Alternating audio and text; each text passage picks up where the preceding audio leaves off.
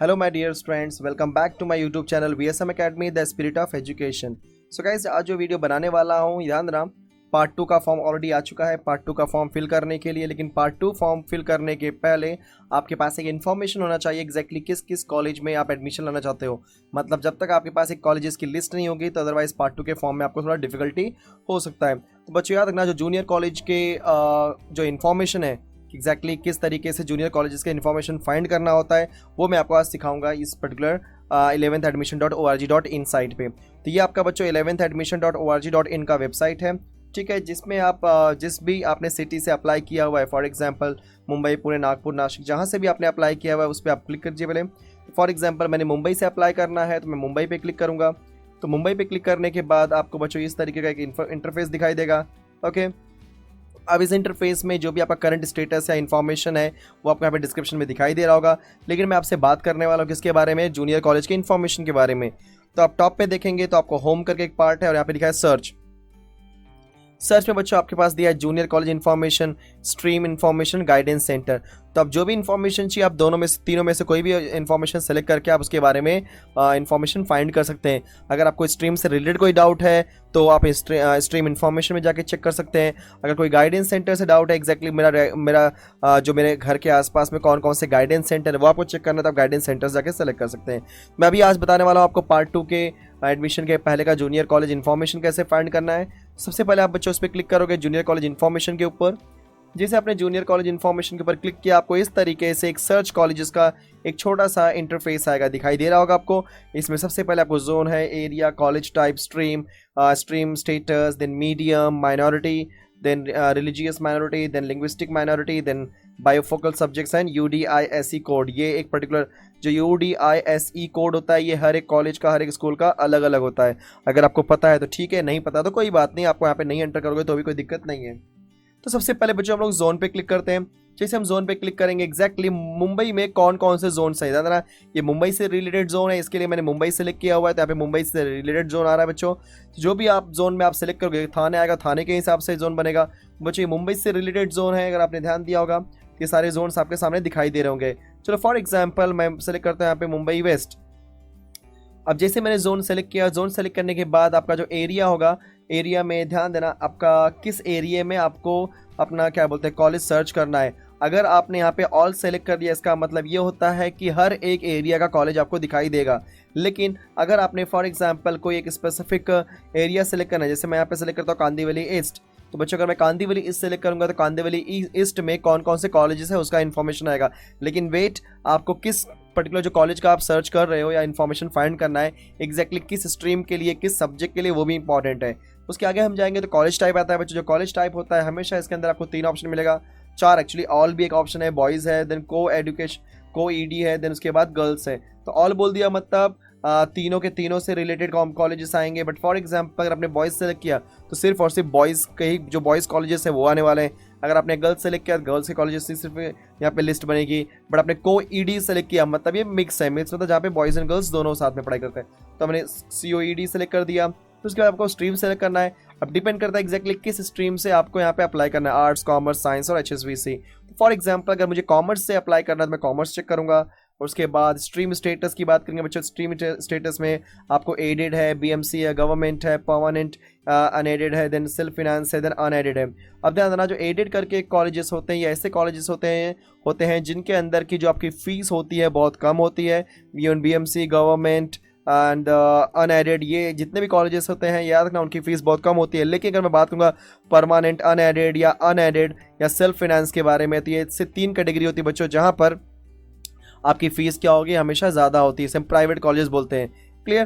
तो उसमें से अगर आपको एडेड सेलेक्ट करना है तो आप एडेड सेलेक्ट करो, या आपको अगर अनएडेड सेलेक्ट करना है तो अनएडेड, मतलब जिसमें भी आप एडमिशन लेना चाहते हो। और अगर आपने बच्चे यहाँ पे कुछ नहीं मतलब ऑल सेलेक्ट कर लिया, मतलब हर कैटेगरी के कॉलेज यहाँ पे दिखाई देंगे। उस पर मीडियम सेलेक्ट करना है तो बाय डिफॉल्ट मीडियम इंग्लिश ही रखो, राइट। उसके बाद माइनॉरिटी। अब ध्यान देना बच्चों, माइनॉरिटी यहाँ पे क्या होती है, फॉर एग्जांपल अगर आपको गुजराती कॉलेज में एडमिशन लेना है तो आपकी माइनॉरिटी यहाँ पे क्या होगी, गुजराती।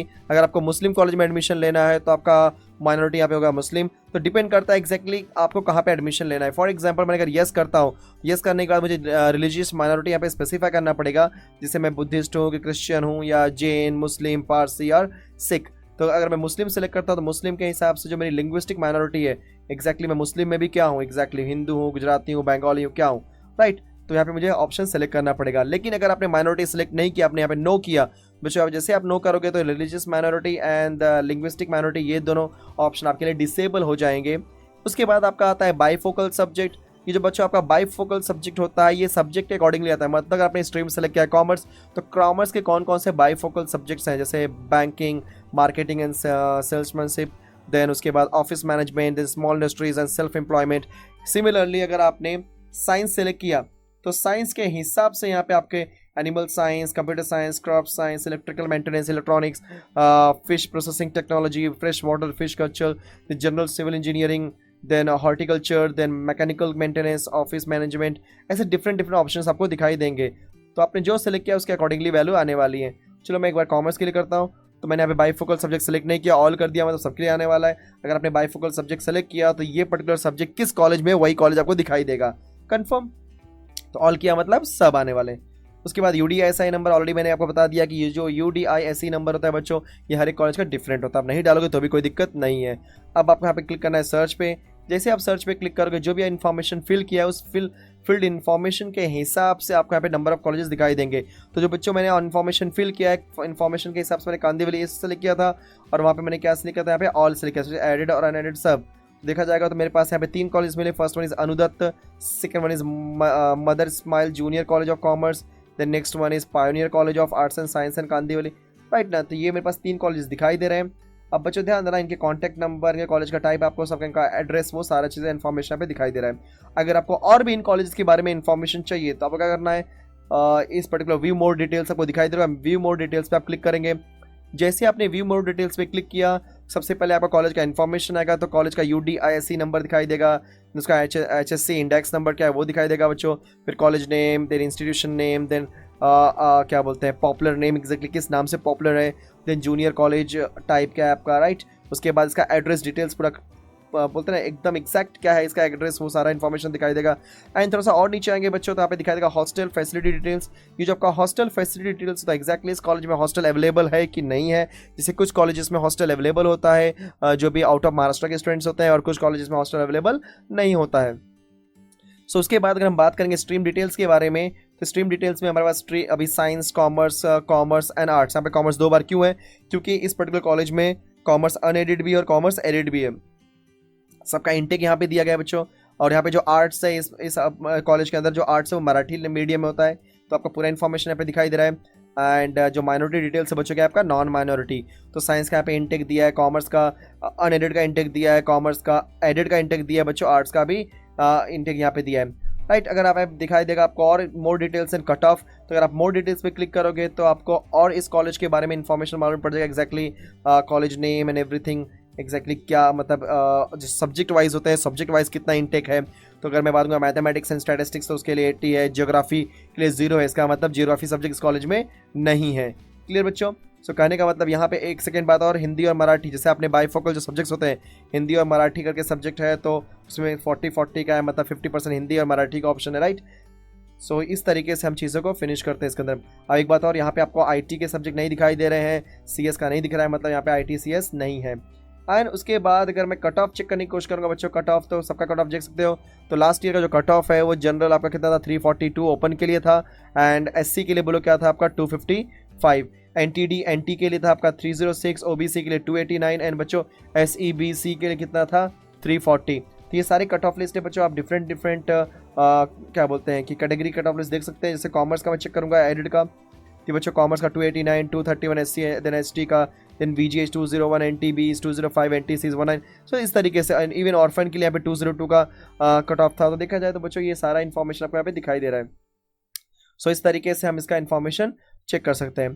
तो देखा जाए तो बच्चों इस तरीके से हर कॉलेज का आप इन्फॉर्मेशन निकाल सकते हो और अपने हिसाब से अपनी लिस्ट बना सकते हो कि एग्जैक्टली आपके कितने मार्क्स हैं और किस कॉलेज में आने के क्या चांसेस हैं। एक बार अपनी लिस्ट बना दी तो आपको पार्ट 2 फॉर्म फिल करने के लिए बहुत आसान लगेगा। ठीक है, सो होप सो कि ये पूरा का पूरा इन्फॉर्मेशन आपको समझ में आया होगा। अगर आपको समझ में आ गया बच्चों तो वीडियो को लाइक कर दो, शेयर कर दो, कमेंट कर दो। साथ ही साथ इसके बाद जो मैं नेक्स्ट वीडियो आपको अपलोड करने वाला हूँ बच्चों, पार्ट 2 फॉर्म फिलिंग के ऊपर अपलोड करने वाला हूँ, तो उसके लिए आप पहले एक बार कॉलेज आप सेलेक्ट कर लो। ठीक है। एंड अगर आप चैनल पे नए हो बच्चों तो आप चैनल को सब्सक्राइब कर दो। Last but not least, keep learning and keep practising with VSM Academy। Thank you so much.